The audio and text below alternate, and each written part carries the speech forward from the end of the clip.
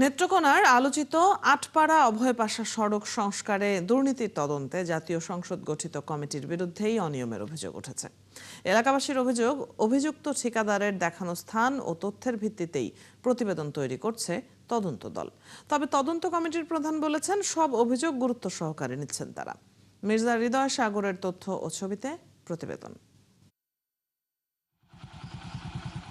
নেত্রকোনার আটপাড়া অভয় পাশা 7 কিলোমিটার সড়কটি সংস্কারে প্রায় 9,21,00,000 টাকার বরাদ্দ দেওয়া হয়েছিল, কিন্তু এই কাজের শুরু থেকেই দুর্নীতি নিয়ে ব্যাপক আলোচনা হয়। পরে বিষয়টি সংসদ পর্যন্ত গড়ায়। এলাকাবাসীর অভিযোগ, নকশা অনুযায়ী কাজ হচ্ছে না, ব্যবহার করা হচ্ছে নিম্নমানের সামগ্রী। মেরামত হয় আবার ভাঙে, মেরামত হয় আবার ভাঙে। এবং রাস্তার এটা বাজেট আসছিল, কিন্তু কিছু অনিয়মের জন্য রাস্তার হচ্ছে না। রোডের অনেকটা জায়গা ফাঁকা রাখা হয়েছে।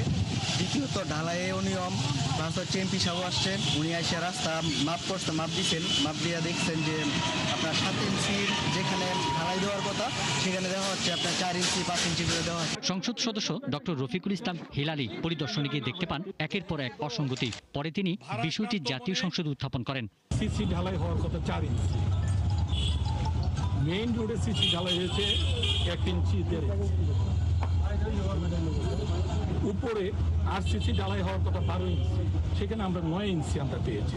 সংসদে আলোচনার পর সড়ক পরিবহন ও মহাসড়ক বিভাগের যুগ্ম সচিব মোহাম্মদ জাহাঙ্গীর হোসেনের নেতৃত্বে 4 সদস্যের তদন্ত কমিটি করে দেয় সংসদ, কিন্তু সেই কমিটির বিরুদ্ধেই নিরপেক্ষ তদন্ত না করার অভিযোগ তুলেছেন এলাকাবাসী। গতকালকে টিম এসে গেছে, তারা প্রকৌশলীর পক্ষে কাজ করতে কিছু ঘুষ মুস খায়া তারা এই ঠিকাদারের পক্ষে কাজ করে গেছে। নেত্রকোনা গেলে আমাদেরকে বাঞ্জা বাইরে পিড়াইবে, অনেক ভয়ভীতিও আমাদের দেয়ছে। নেত্রকোনার নির্বাহী প্রকৌশলী জানিয়েছেন, প্রাথমিকভাবে কাজে কিছু ভুল ত্রুটি পাওয়া গেছে, প্রমাণিত হলে ঠিকাদারের বিরুদ্ধে বিভাগীয় ব্যবস্থা নেওয়া হবে।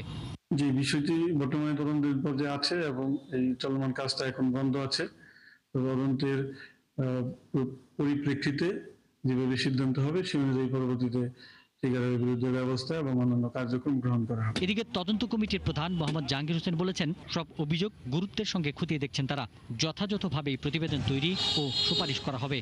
তো এই বিষয়ে যেহেতু আমরা ত্রুটি পেয়েছি বা অন্যান্য যে আনুষ্ঠানিক ত্রুটিগুলি আছে, আমরা এই বিষয়ে অবিলম্বে একটা প্রতিবেদন দাখিল করবো।